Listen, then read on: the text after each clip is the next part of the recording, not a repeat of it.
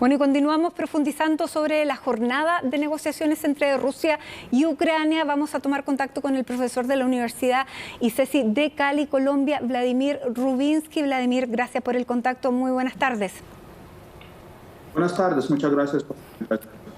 Vladimir, hoy día hemos sido testigos de esta primera ronda de negociaciones entre Ucrania y Rusia, negociaciones que terminan con una promesa de volver a encontrarse.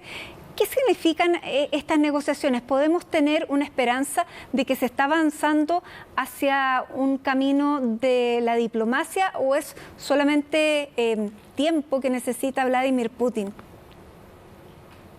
Bueno, yo creo que en cualquier caso, cualquier negociación es súper importante. ¿Por qué? Porque simplemente no existen otros canales de comunicación.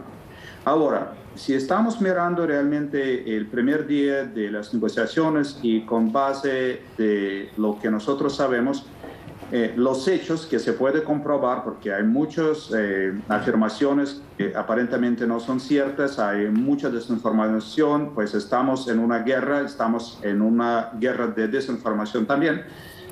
Miremos en primer lugar quién es el jefe de la delegación que mandó Vladimir Putin a este lugar desconocido, pues en la frontera entre Bielorrusia y Polonia.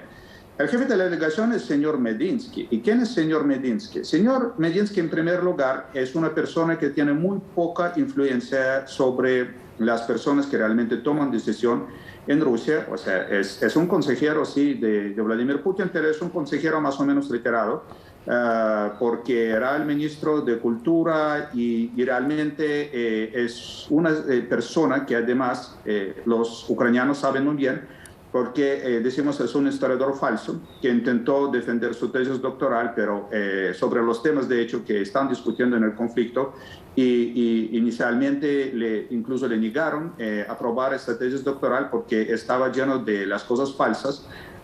Y este es un señor que dice que Ucrania no existe, y esto es todo el invento y que Rusia tiene derecho a ocupar Ucrania como parte de su territorio histórico, legado histórico. Entonces yo diría que si una persona quiere negociar, realmente no debería mandar como jefe de delegación un personaje que niega abiertamente el derecho de Ucrania a existir como tal. Y que tiene esas credenciales de deslegitimidad frente a Ucrania. Por lo tanto, Ucrania cuando lo ve aparecer ya debe saber de qué se trata esta reunión, ¿no? Sí, yo creo que, yo diría que la delegación rusa tiene claramente varios propósitos detrás de estas negociaciones. En primer lugar, sabemos todos que el Blitzkrieg que intentó hacer Putin, la toma gloriosa de Ucrania, la liberación, entre comillas, de Ucrania, de los nazis, todo este discurso bien falso que maneja el gobierno de Vladimir Putin como justificar su asalto, su guerra contra Ucrania. Yo creo que lo importante es que esta guerra ahora está tomando otro rumbo. Los ucranianos demostraron que están dispuestos a pelear. Esto es un contexto completamente diferente en comparación a lo que ocurrió en Crimea, donde sí realmente los ucranianos no dieron la pelea. Era muy fácil para los rusos tomar el control sobre Crimea. Ahora las pérdidas cada día son mayores. Aparentemente el ejército ruso está mostrando debilidades en cuanto al control sobre el ejército, en cuanto realmente la forma de combatir. Y esto no debe sorprendernos mucho porque el ejército ucraniano estaba en una guerra durante 8 años, mientras el ejército ruso realmente no tiene la misma experiencia de combate. Los informes dicen que los... era superior en número, en tecnología, el ejército ruso, ni siquiera con esa superioridad ha podido enfrentar al gobierno, o no ha querido, o se ha replegado a la entrada de las ciudades. Mira, ¿qué es lo que dicen los expertos militares? Rusia efectivamente tenía inicialmente una ventaja porque tenía suficiente armas de precisión, eran todas armas tecnológicas, pero se acabaron. Rusia no es la Unión Soviética, eso hay que entender. La Unión Soviética sí gastaba 25% de su Producto Interno Bruto para las cosas de la guerra, sí, tenía capacidad de luchar guerra en cualquier momento, pero Rusia no es. Y realmente Vladimir Putin ahora enfrenta una situación dramática donde todo lo que él pensaba sobre la facilidad de ganar la guerra en Ucrania ha colapsado. Él debe estar muy frustrado. Y además no sabemos realmente si los militares le dicen toda la verdad, ¿no? Porque el señor Putin es una persona que no le gusta cuando le dicen las cosas que no le gusta. Entonces, allá vemos los informes que no son desinformación, son comprobados por los mismos rusos a veces. Los tanques en la marcha están quedando sin combustible. Los soldados a veces preguntando a dónde tiene que ir. Hay una desorganización. Además, la mayor parte, bueno, no voy a decir la mayor parte, disculpe, yo creo que una buena parte del ejército son conscriptos, que cuando a ellos les dijeron, no son maniobras, es una guerra, y ellos están quedando con unos ojos, una boca muy abierta, porque ellos van y bajo esa guianza de un discurso oficialista que les dice son nazis, hay que liberar a Ucrania, y lo que ellos encuentran es una cosa completamente diferente, que no coincide para nada con el discurso que les estuvieron tratando de vender las autoridades. Entonces yo creo que el espíritu de combate también es muy bajo, y esto es muy diferente en el caso de Ucrania. Ucrania sí mostró las capacidades y la determinación de pelear por algo que a veces no es tan cierto y no es tan claro, es la patria, la independencia de su propio país. Yo creo que Vladimir Putin hizo cálculos muy mal. Él no entendió que los ucranianos sí lograron fomentar y fortalecer el sentimiento de pertenencia propio a un país propio que es Ucrania, y eso que les da la fuerza para pelear. Vladimir, ¿cuán cohesionado ve usted al ejército ruso a nivel de cúpula? Bueno, son los militares, que quiere decir tiene que hacer caso, ¿sí?, a los órdenes que le está dando, al menos que se trata de un orden ilegítimo. ¿Sí? Los militares también en algunas circunstancias tienen derecho de cuestionar, pero obviamente la cúpula militar es una cúpula bien preparada, salvo una persona que se llama el ministro Shoigu, porque el ministro Shoigu nunca prestó el servicio militar. Él viene de un ambiente completamente diferente. El hecho que él puso el uniforme de un general no significa que se volvió un general. Es una persona que viene del Ministerio para las Situaciones de Emergencia. Él tiene una experiencia en este campo muy destacable. Él estaba muy bien en estas situaciones, pero esto no es un militar. O sea, es una persona que no tiene visión de combate. Yo creo que, y lo que sé y lo que hablan, él tiene muy poca autoridad en el ejército ruso. Pero sí hay otros generales, hay Gerasimov, claramente una persona destacable en términos militares. Es una persona que sí, pues sabemos sobre la doctrina de Gerasimov, que todo el mundo sabe, pues que estudia esos temas. Es una guianza, realmente la persona que reformuló la estrategia rusa de combate, pero él también tiene dificultades, supongo, porque no es una guerra contra el enemigo, es una guerra en el sentido que no es una guerra justa, es una guerra donde él tiene que combatir realmente en muchos casos contra la población civil, aunque los rusos dicen nosotros no tenemos como blancos la población civil, pero es imposible evitar este tipo de situaciones y yo creo que debe sentir muy incómodo. Además, yo creo que... Porque además yo creo que todo lo que se ve y lo que se logra encontrar en fuentes diferentes de Rusia, que las élites, tanto militares como las élites, incluso las personas del sector cultural, o sea, los actores, los directores de teatro, llamando un montón de cartas demandando el fin de la guerra. Para Putin es un colapso. Yo creo que... Sí. Eso le quería preguntar, ¿cuánto puede pesar en Vladimir Putin la opinión pública rusa cuando sabemos que él sistemáticamente ha aplacado cualquier rebelión, que democracia no existe, que los canales de comunicación solamente ahora, cuando han sido hackeados, se da una información que no sea la oficial? ¿Qué legitimidad tiene entre la población esta guerra, que está viendo que se está peleando con gente que podrían ser parte de su familia, y cuando además, desde el punto de vista económico, van al cajero automático y no pueden retirar dinero? ¿Pudiera generarse un ambiente hostil o Vladimir Putin tiene el suficiente poder como para que una situación así no le haga ningún efecto? Es una pregunta excelente y difícil de responder porque hay pocas fuentes, decimos, no hay tantas oportunidades para saber realmente cuáles son las actitudes de la sociedad rusa. No hay forma de hacer encuestas obviamente confiables. Lo que sí sabemos, y yo diría que hay tres partes, si pensamos de la sociedad rusa, en este momento son como tres sectores de la población.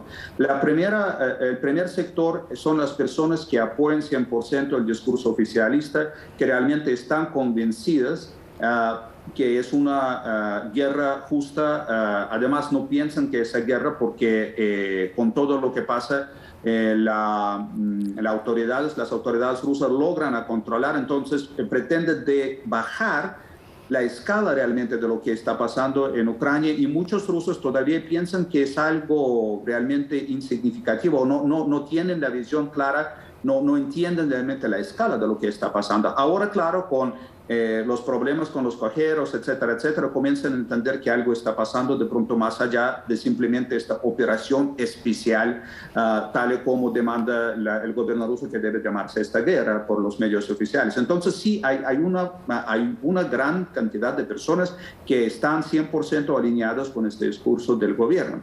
Pero hay otra parte de la población que básicamente entiende que las cosas no son como habla el gobierno, pero muchas de estas personas toman la posición de autoesconderse, ¿sí? No quieren abrir los ojos hacia esta realidad porque tienen miedo a comenzar a pensar realmente sobre lo que viene.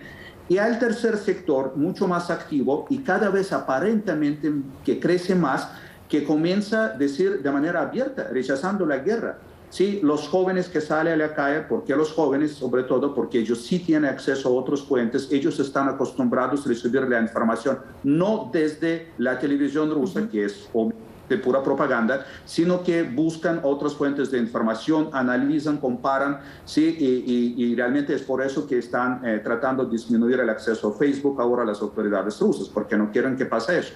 Hay también la gente con autoridad para los rusos, por ejemplo, los actores del teatro, del cine, que los rusos conocen y valoran mucho. Y cuando esas personas están levantando sus voces, esto ya ayuda a que la sociedad rusa comience a repensar las cosas.